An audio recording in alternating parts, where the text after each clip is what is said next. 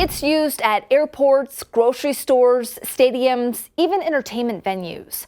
I'm talking about facial recognition technology and what happens when computers get it wrong. It's called the Express Access Program, and basically it's like a fast pass. If you go to Cedar Point and just go right up to the line, it's free, and all you need is the old money maker right here. You may even use it to unlock your smartphone several times a day. The biometric face scanning technology is growing in popularity among private businesses. But what happens when proper safety measures aren't put in place? This week, the Federal Trade Commission cracked down on pharmacy chain Rite Aid, banning the retail store from using AI facial recognition for the next 5 years.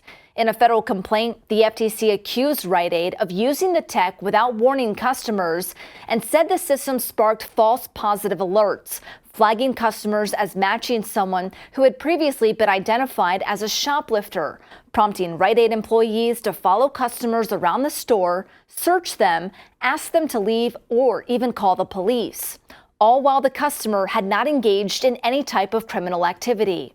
Back in February, Portia Woodruff was 8 months pregnant and getting her 2 children ready for school one morning in Detroit when she says the cops knocked on her door and said she was under arrest for a carjacking. It was a crime she did not commit, and it all started with an automated facial recognition search that mistakenly matched video evidence with her mugshot photo taken 8 years prior for driving with an expired license. Woodruff spoke with WXYZ TV in Detroit about the harrowing ordeal. I was scared. I was afraid. My kids were there crying, and I'm stuck because I'm like, what am I going to do? These people are telling me they're trying to arrest me and take me to jail for something I have no clue and no idea about. Woodruff filed suit against the Detroit Police Department for false imprisonment.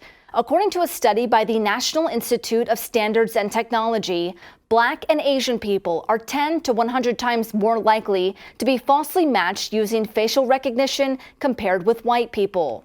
And according to the Innocence Project, they know of 6 people who reported being falsely accused of a crime following a false positive facial match, and all 6 people were Black. Earlier this year, customers filed a class action lawsuit against Amazon Go in New York City for failing to notify customers the biometric technology was tracking their information. That's 1 year after a law went into effect requiring businesses to post signs if they're using the tech. But despite the dark side, stadiums and music venues across the country are also implementing the tech for faster touchless entry and even shorter lines to snag some food or beer during halftime. First Energy Field in Cleveland, Ohio, Citi Field in NYC, and the Rose Bowl in Pasadena, California have all implemented some form of facial recognition technology. At dozens of airports, Clear, the private security screening company, plans to unveil the tech at its screening checkpoints in 2024.